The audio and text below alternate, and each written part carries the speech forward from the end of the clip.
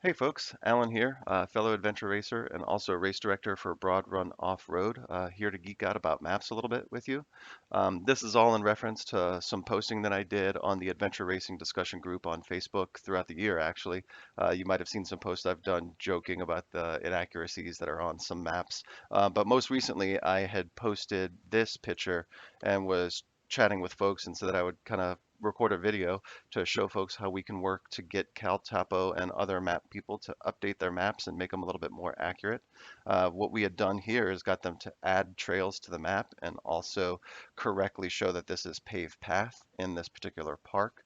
If you were to look at their map 6 months ago, this is actually what it looked like. So all of those trails were completely missing in this area, and all of that paved path was weirdly showing as trails. Um, if you're from the DC or Virginia area, this area might look familiar if you came and did our fall foliage adventure race, because this is actually the north end of the course that we had that day. There were 5 trekking checkpoints out in that area, which is why having those trails on the map were pretty important to us. This wasn't the first time I had to do this for an event, but if you were to look at the actual file of the base map, what we did for that event is I actually drew those trails onto the map itself. So basically, I took their base map and then I actually, if you look here, you can actually see that I actually drew the trails and put them on the map. And that's how we created our race map for that event. That's not unusual. I'm sure I'm not the only race director who does that sort of thing, who to, fix small inaccuracies or things that might trip up racers really badly. But I'd love to not have to do that again. So that's why I am working to try and get maps updated and get them a little bit more accurate and stuff like that, and why I wanted to share this knowledge. I figure you might want to do the same. So that's why you're watching this video. Either you're a race director, an aspiring race director, and you're trying to create maps for your race or your event, or maybe you're a racer or a team of racers and you're looking to just get maps so you can go out and do some practicing in the woods or something like that. But I assume in either case, you're probably familiar with orienteering maps. They're these beautiful, beautiful, gorgeous maps that orienteering clubs around the world make. They all follow a very strict code for like what colors are supposed to be on there and how things get identified. They're super detailed. They, do things like level of vegetation, and some of them are so detailed as they show like where boulders and riprap, are and stuff like that. What I don't know that everybody knows is the reason they're so detailed and the reason they're so beautiful is that they are all custom made by the orienteering clubs themselves. So anytime you see these maps, it's not like they can go to a website somewhere and just download or buy orienteering maps that are set to this level. There's usually a local map maker who's out and goes out and recons the area and actually builds the map from scratch, usually doing something like this, where they'll start with a white piece of paper, they'll put the elevation contour lines on it, then they'll add in the landmark data, they'll add in the trail data, and all that sort of stuff. I'm assuming if you're watching this video that you are not skilled enough to do that, or maybe you don't have the time to do that or the budget to do that. I know I don't. If you are a person who is at that level, this is probably not for you because you can make way better maps than I'm ever going to make. But let's say you're just a person, like I said, an adventure racer or a race director, and you just want to be able to print out maps so you can use them. I'm going to go over 2 topics here. One is like maybe where you can get some maps, and two is also how you can help us all get maps updated and to be more accurate. If you want to skip straight ahead to just the updating portion, I'll try and put a chapter in this video so you can skip ahead. But for those of us who are we're just trying to print a map out for an event. Um, we're pretty much beholden to what maps are available out there in the world, right, that we can use. But depending on whose map you use is going to be a very different experience. If you're putting on a race, it's going to be a very different experience for your racers. If you're just going out yourself, it's going to be a very different experience for you because like this here is the same exact tract of land. This is actually a Boy Scout camp that's here in Virginia, and this is what it looks like according to 4 different maps made by 4 very reputable map makers. On the top left here is Esri, down here is the U.S. Geological Survey, over here is CalTapo, and over here is OpenStreetMap. Interestingly, this lake doesn't exist on 2 of the maps. This map has more buildings identified than these do. These two ponds here, for some reason, are not on this map, but they are on this map. So depending on which of these four maps I give you, you're going to have a very different experience if I send you out to Camp Snyder. Um, you can tell they're all the same piece of land because they do share some features. They've all got this road with the hook in it, so they can all agree on that. But even so much as if you look at the topographic contour line here, does not agree with this map, which also doesn't agree with this map. So some of that has to do with where they're sourcing their data, but also when was the map made. That lake might not have existed when this map was made or when this map was made. It all depends on when those folks are getting their data. But if you want to just get a map and you want to put it together, there are easy ways to get them. USGS is actually a really good example, a place that I point people whenever they want to get maps. Especially if you're in the United States, obviously, but all of the maps that they have ever made are basically available for you to download, or you can, buy, and they'll send you a printed version of it. USGS has been around since 1800s, like 1879 or so, and their literal existence is to just map the United States, and they've been doing it for over 100 years now. USGS has been creating physical maps up to, I think, like 2006. They're usually called quadrangle maps or 7.5-minute maps. Those are the actual physical maps that they've done. You can actually go to the USGS website, and I'll put all of these links that I'm going to reference on the video description. But you can actually go to a USGS store page, and if you go to a map, you can see the quadrangles that we've all been divided into. So like here's Washington, D.C. here, and you can see all of the areas around, all the different boxes that are around here. For that particular race that I was doing, I know that it was over here. So I can find the specific quadrangle that I'm looking for, and I could be like, oh, okay, that's the one I need. And if you click on it, like if I just click here, it'll say view any maps that exist in that area, and it'll bring up every map that USGS has ever made. Like I said, you can just say, I want to view the PDF, or you can pay 15 bucks and they'll send you a printed version of it. But you'll notice some of these are pretty dated. 1944, 1967, 78, 83. So like if I look at the PDF for this one, it'll take a minute because it's a very big map. All the maps that you can do initially from them are all going to be 1 by 24,000. But here is the map of the area. It's super detailed for what it was at the time. But what's really interesting is that the lake that we did our race at doesn't even exist yet on it, which is because that lake didn't exist until I think 1985 is when they dammed that stream and actually created that lake. So if you go back to that image I was showing, makes sense why maybe sometimes bodies of water don't show up because it depends on when the map was made. So that's obviously like a super useful thing you can do with USGS website is you can download basically any map they've ever made. One thing that I like is that since like 2009, 2010, they've obviously moved to doing things more digitally, and there is a national map viewer that you can go to.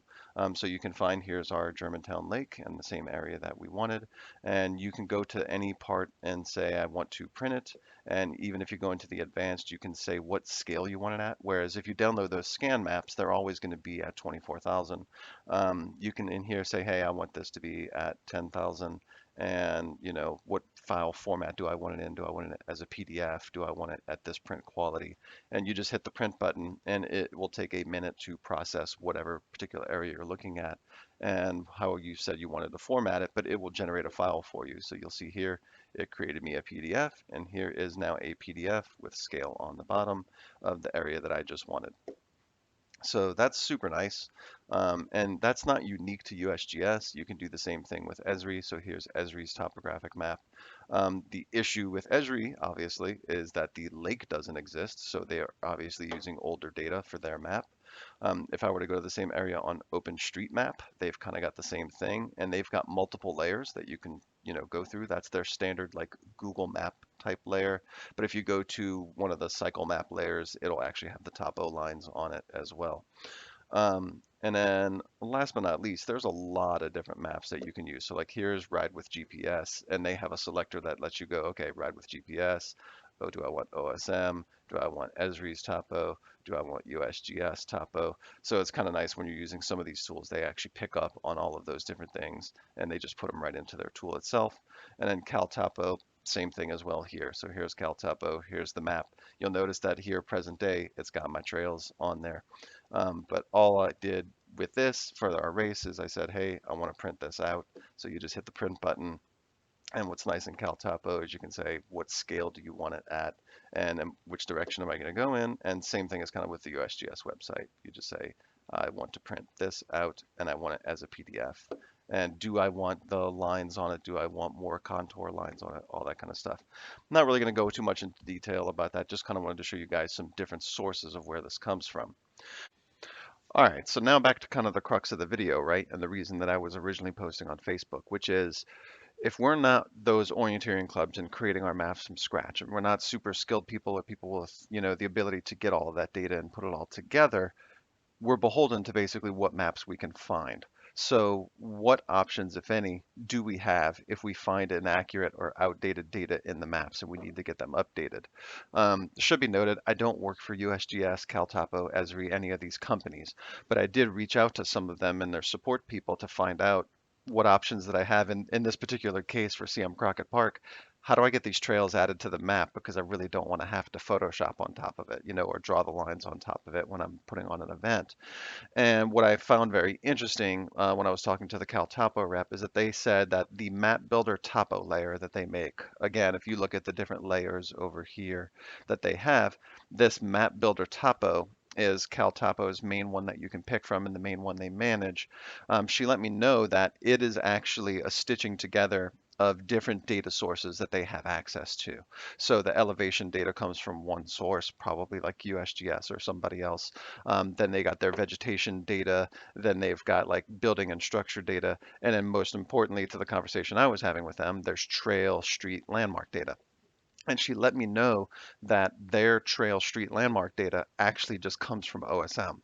So basically, every 6 months or so, they download an update from OSM to basically figure out all of their trails and streets. So she said, if there's any trails that are wrong or if there's any that are missing, that all I really needed to do was add it to OSM, make sure it's in the OSM's map, and then the next time they do a download from OSM, it would automatically get added to their map layer. And she was right, and that's exactly how I did this. So what I did is back in July this year, I got these trails added to the OSM map, and then the next time CalTopo did their OSM download, which appears to have been December of this year, all of a sudden these trails are now on the CalTopo map. I didn't actually go get CalTopo to do anything. All I did was added the trails to the OSM map.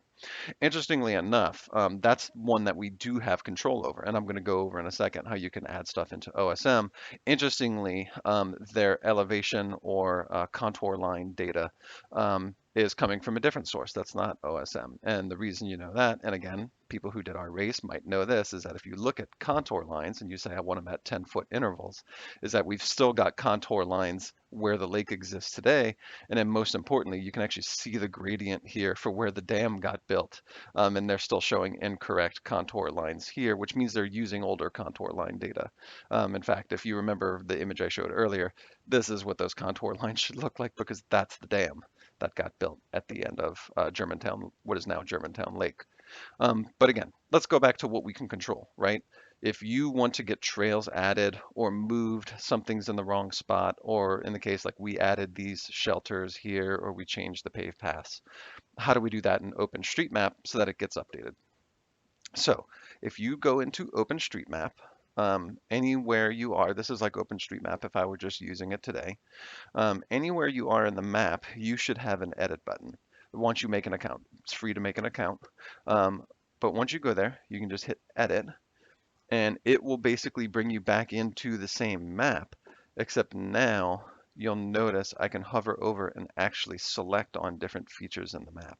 So if I were to zoom into this trail here, sometimes it takes a second to reload the layers behind it. Um, but basically, you can pick this trail, and now you can see all of the different points that it's comprised of, and they're selectable. I can change what they are in the map. I can also move them. So I could be like, let's move this trail because that trail goes way over here and then it comes back. It doesn't really do that, so I'm going to hit undo. Um, but you can not only edit the different things that are in the map, I can edit, this is like the park boundary. I can change where that is. I can name different things. So like here's this shelter here, and here you can see the name of the shelter. If somebody put in a typo, I can just edit the name of it. Here's two docks that have been put in here. Here's Germantown Lake itself. I'm gonna zoom out a little bit and come down here. Here you can see the actual stream that comes out of Germantown Lake. It's called Licking Run, and you can see where it goes. And again, if I click on Licking Run, I can again move the stream and be like, no, the stream goes over here, and then it comes back this way. Then it comes to what if I want to add something new, which is what I was doing with the trails at the other end of the map. So if you want to add trails that don't exist, or if you want to add a building, or if you just want to add a point of interest, basically these are the three things that you're going to do. And if you hover over, you can see it basically tells you what they're supposed to be for. Restaurants, monuments, you know, lines. This is basically highways, streets, canals, all the different things that are supposed to be lines on the map. And then areas, which are like the actual buildings or the lakes themselves, parks, all that different things like nature preserves. So if I want to do a trail, I just hit the line and then I'm basically picking points on the map and I'm just going to draw a line. So let's say I want to do, this is a new trail that comes out here and goes there. And it connects to this trail right there. And then if you double click, it'll end what I was adding.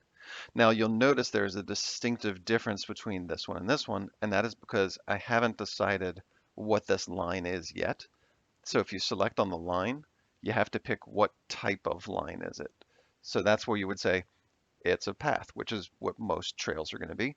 Footpath, service road, it's a pier. There's all kinds of different things. It has a nice search function in here too.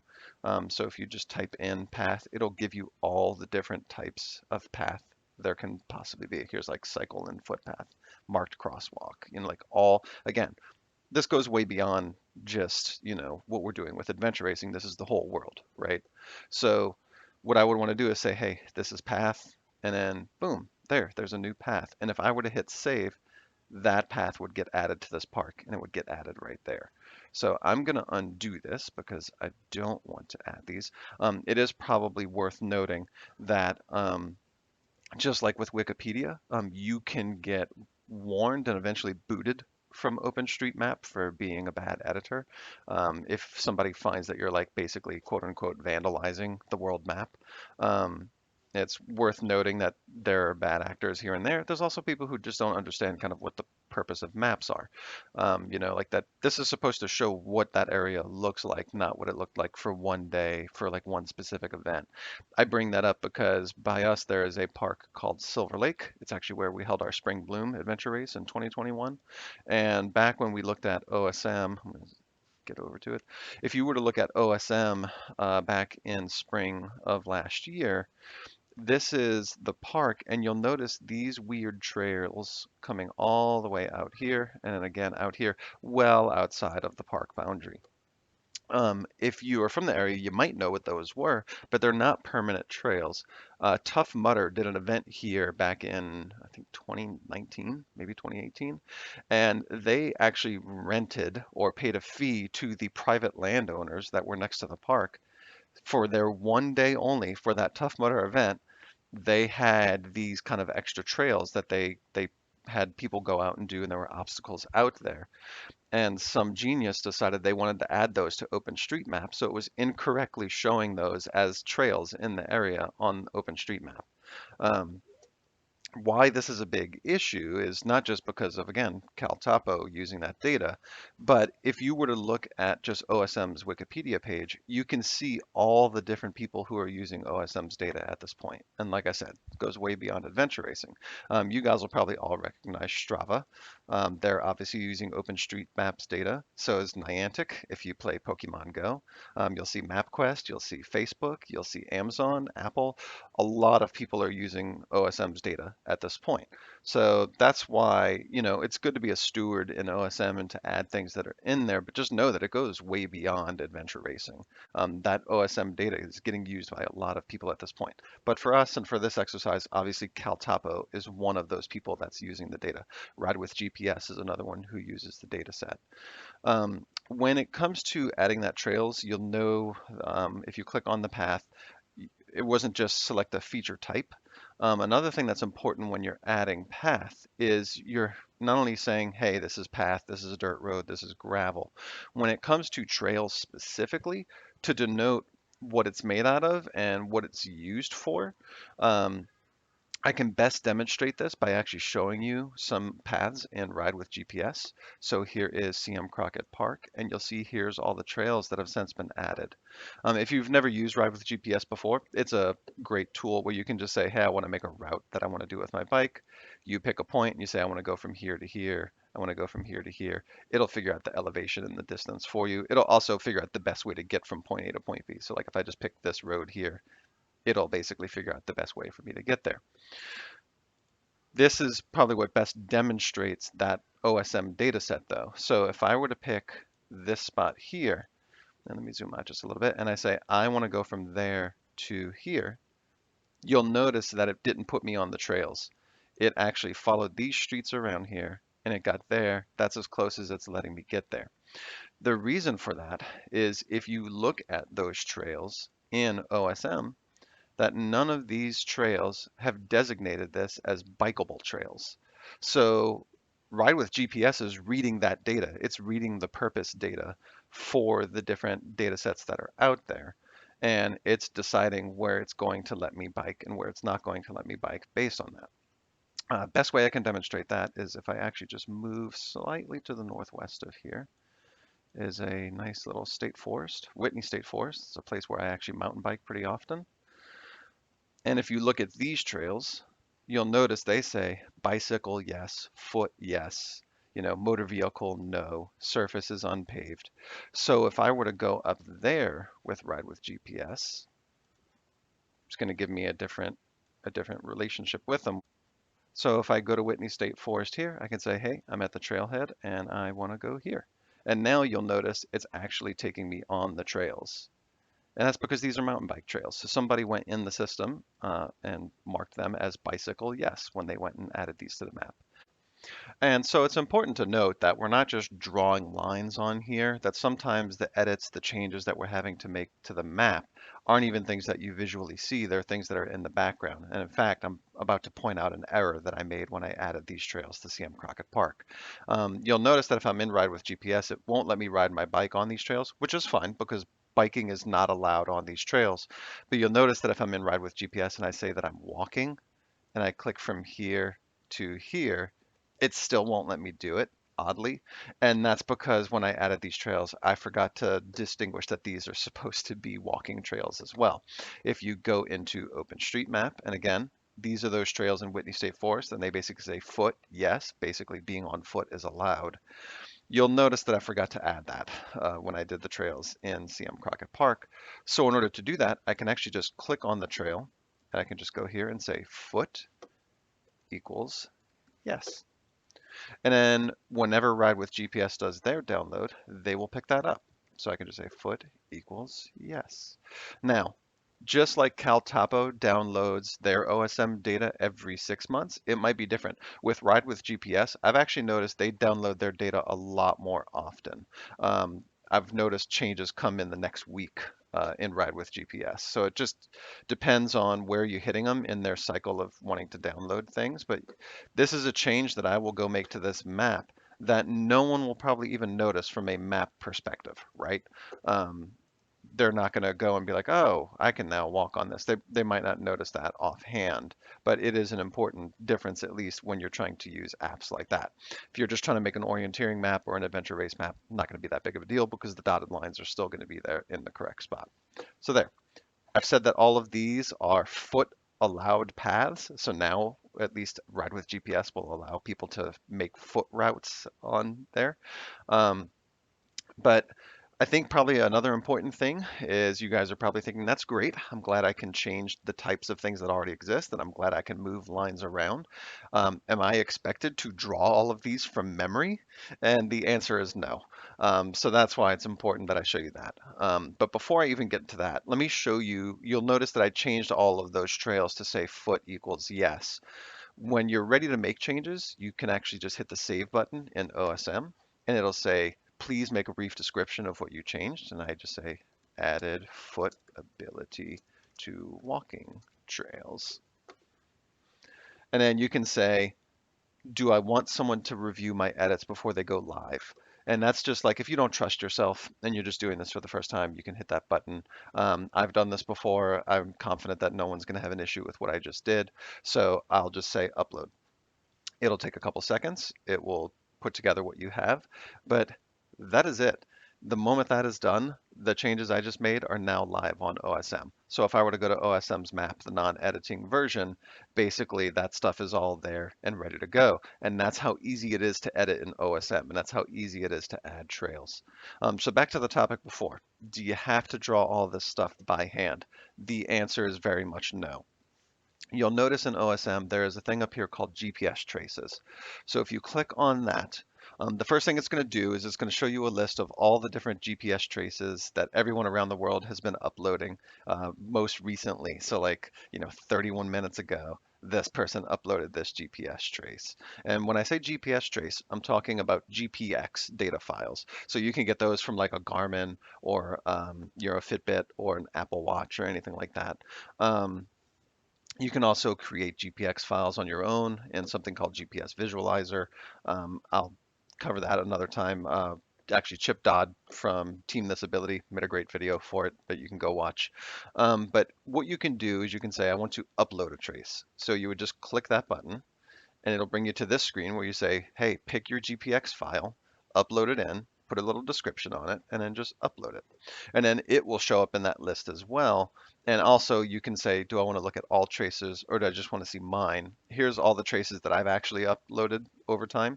And I can tell you these two down here are dealing with CM Crockett Park. And these are ones that I put in. You can do one very useful thing with this is you can edit the map with your GPS track there as basically a reference point. So if I hit the edit button next to that trace, here the pink line is my actual hike that I tracked on my watch, and you can see where I was walking. So now if I want to go add a trail, and for example, something very useful in this park is that this over here is an actual trail over here that exists that they added recently. It's like a cross-country trail. I believe they call it the Bluebird cross-country trail. So if I wanted to add this trail in case you're curious, that's where we had a checkpoint out here. But if I want to add this line to the map, I can actually say coming off of here. Now I'm adding points, coming out here, doing this horseshoe around, you know, and I come up and I do that to the point of which I know this trail goes. Like let's say it ends there, right? And I can say, great. Now I've added basically a GPS accurate version of this trail. And I can say, oh, well, I was walking up here and actually the trail goes over here. Maybe I was coming and veering off of it. Same thing here. You can probably tell where some of the checkpoints were on the course because that's when I veer off of my straight lines, right? But once I do that, I can say, this is a type equals path, all kinds of different things like that. One thing that's important to note is if you connect lines to other lines, it'll make this gray dot, and you'll notice that now I'm moving both this line and this line when I move that dot. So just be watching out and be aware that when you add other lines in, that you can do that to the map. It gets really important because the things that connect aren't just paths. Like for here, this is the stream and this is the park boundary, and you'll notice those two things are connected. So if I do this, I'm not only moving the park boundary, but I'm moving the stream itself. So it's super useful. Keep in mind that your GPS trace is not part of the map. It's just there for reference. probably good to know that I went outside of the property line. I was searching for a place to put a checkpoint when I was doing that one. But it's a good reference point for where should I be putting my line. So again, if this is that trail that I was trying to add, now I've got my GPS, track to kind of keep me on track to where it was. GPS traces is not the only thing you can do to keep yourself in line. Again, this is an outdoor cross-country trail. I'm going to take this off because I don't want to add this trail quite yet. So undone all my changes. But this whole area here does not have trees in it. You can actually pick different layers to use as reference points, and they've basically taken every single kind of imagery from everyone who has it. So like here's Microsoft Bing. So here you can kind of see this trail cut right here that actually takes you to the beginning of the dam, and here's the gravel road that's being referenced. And I can go to Bing. I can say, here's Esri's world imagery. And you'll notice like, so if I'm doing like say an open landscape trail, like this pink line here, if I didn't have the pink line, I might not need it. I might be able to just look at the imagery. Here's a good example here.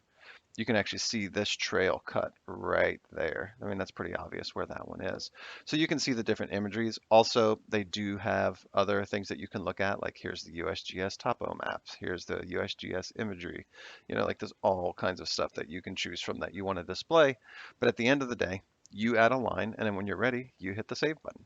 And once you hit the save button and you make changes to at least trails, streets, maps, all stuff like that, CalTopo is going to pick them up every 6 months or so. So if you're doing your topographic maps with CalTopo, that's a way to get your trails and stuff added to it. So I hope this was useful. If you have any questions, feel free to ping me on Facebook. Feel free to email me. You can hit me up at racedirector@broadrunoffroad.org. That's my email address. I'm happy to answer any questions.